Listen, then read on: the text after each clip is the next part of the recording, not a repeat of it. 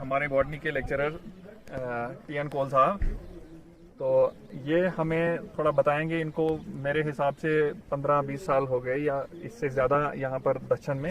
ये हमें बताएंगे कि दक्षिण में क्या ख़ास चीज़ें हैं और क्या ख़ास नहीं है। ऐसी कौन सी चीज़ें हैं जो दक्षिण में हैं, बाकी जो दुनिया से डिफरेंट दक्षिण को करती हैं, और दक्षिण के बारे में ये हमें कुछ बताएंगे। शुक्रिया मंसूर साहब, हमें मौका देने का इस बारे में मालूमात फराहम करने के लिए। तो दक्षिण एक खूबसूरत वादी है, जैसा कि आप देख रहे हैं। तो यहाँ पे कुदरत के दिए हुए बहुत से अनमोल तोहफे भी हैं, जैसे सरसब्ज़ जंगल हैं, इनमें पाए जाने वाले नायाब जानवर हैं, कुछ जड़ी बूटियाँ हैं और ऐसे पेड़ हैं जो कहीं पे आपको नहीं मिलेंगे। लेकिन इसके साथ साथ भी यहाँ बहुत सी जो जदीद दुनिया की चीज़ें हैं वो मौजूद नहीं थी, लेकिन अरसा 1-2 साल से उनमें भी पेशरफ्त हो रही है। जैसे यहाँ मवासलाती निज़ाम बिल्कुल कुछ भी नहीं था, लेकिन अब पिछले साल से वो भी उसमें भी सुधार आ गया है। तो आमदोरफ़त के ज़राए भी बड़े यहाँ कलील थे, लेकिन अब लगता है कि अनकरीब ही यहाँ गाड़ी पहुँचने वाली है।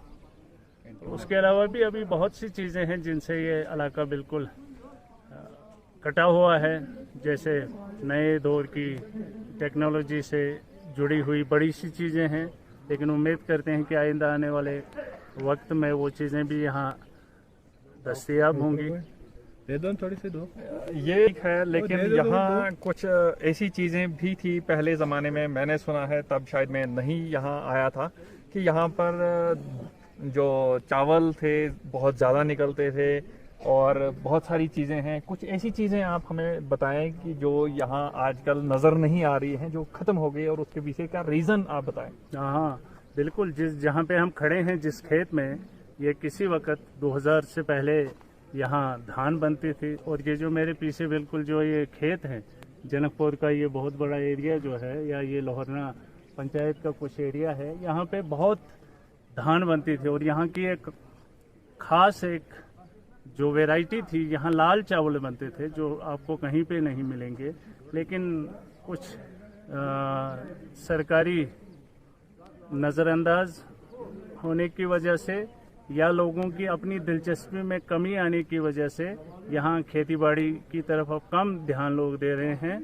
और यहाँ की जो सोर्स ऑफ ये सिंचाई जो था, यहाँ से इरिगेशन सोर्स जो था यहाँ पे नागरकोल, वो एक बार डैमेज हो गई और फिर उसकी जो है किसी ने भी उसकी तरफ जो है ध्यान नहीं दिया और यहाँ पानी ख़त्म हो गया और लोग फिर यहाँ मक्की वगैरह जो है उगाते हैं और धान की तरफ बिल्कुल ख़त्म ध्यान ही नहीं दे रहे हैं। अलबत्ता लोपारा और शिशाम में अभी धान बनता है।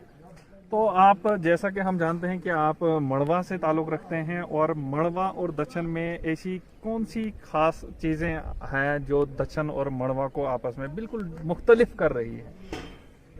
हाँ, मड़वा और दक्षिण में तो काफ़ी फ़र्क है, चाहे वेजिटेशन हो, चाहे फसल हो, चाहे लिविंग स्टैंडर्ड हो, चाहे ड्रेस कोड हो, ये सब चीज़ें जो हैं ये काफ़ी डिफरेंट है। मड़वा का जो रहन सहन है वो कश्मीर से बिल्कुल मिलता जुलता है, और दक्षिण का जो आप रहन सहन, आज तो नहीं लेकिन जो पुराना यहाँ का लिबास वगैरह था, वो डोगराना कल्चर से मिलता जुलता था। जैसे कुर्ता पजामा वगैरह, या लेडीज़ जो यहाँ पे वो टाइट वो जो पजामा पहनती थी या लंबे वो जो कुर्ते पहनती थी, वो डोगरा कल्चर की एक अक्कासी करता है। जबकि आप मड़वा में देखोगे फेरन या और भी जो कुछ भी जो औरतें जो वहाँ लिबास पहनती हैं, वो बिल्कुल कश्मीर के कल्चर से मिलता जुलता है। हाँ बिल्कुल, आपने एक चीज़ बहुत मुझे भी याद दिलाई कि हमारे वहाँ भी ऐसा होता था जिसको हम सतन बोलते थे, जो बिल्कुल टाइट घुटना टाइप का होता था, जो यहाँ की बुजुर्ग औरतें आज भी पहनती हैं, हमारे उधर भी पहनती हैं। तो खैर वो चीज़ें अब धीरे धीरे ख़त्म हो चुकी हैं। लेकिन अब बात करते हैं हम एजुकेशन सिस्टम पे, तो क्या मड़वा एजुकेशन सिस्टम के लिहाज से थोड़ा आगे है, या अभी भी दक्षिण जो है वो मड़वा से आगे चल रहा है एजुकेशन सिस्टम के लिहाज से? नहीं 1990 से पहले की मैं बात करूंगा तो मड़वा एजुकेशन के ये जो है फील्ड में भी काफ़ी आगे था। दक्षिण से काफ़ी आगे था पढ़ाई में, लेकिन बाद में मिलिटेंसी की वजह से वहाँ पढ़ाई में काफ़ी कमी आ गई। लेकिन इस वक्त भी बड़े लोग जो हैं जो वहाँ से बाहर चले गए, उन्होंने अपने बच्चे जो है किश्तवाड़, श्रीनगर, जम्मू में पढ़ाए और काफ़ी अच्छी पोस्टों पे इस वक्त हमारे लड़के बैठे हुए हैं। लेकिन अभी मैं कहूँगा कि दक्षिण इस फील्ड में काफ़ी आगे है, क्योंकि इनके पास बड़े सुविधाएं थी जो जम्मू वगैरह में ये रहते थे, बाकी जगहों पे भी जहाँ पे इन्होंने अपने बच्चों को अच्छी तालीम फराहम की।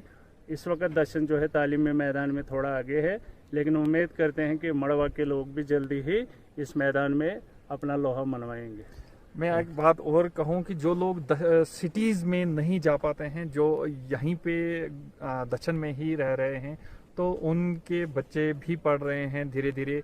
और यहाँ कुछ ऐसी सुविधाएं हैं एजुकेशन फील्ड में जो अभी नहीं है लेकिन होनी चाहिए इधर दक्षिण में। हाँ, बड़ी काफ़ी कमियां हैं। आप यहाँ का लिबर्टी ले लीजिए या लाइब्रेरीज ले लीजिए, अभी ये इतनी रिच नहीं है कि आज के दौर की तमाम एजुकेशन फील्ड में जो ज़रूरियात हैं उनको पूरा कर सकें।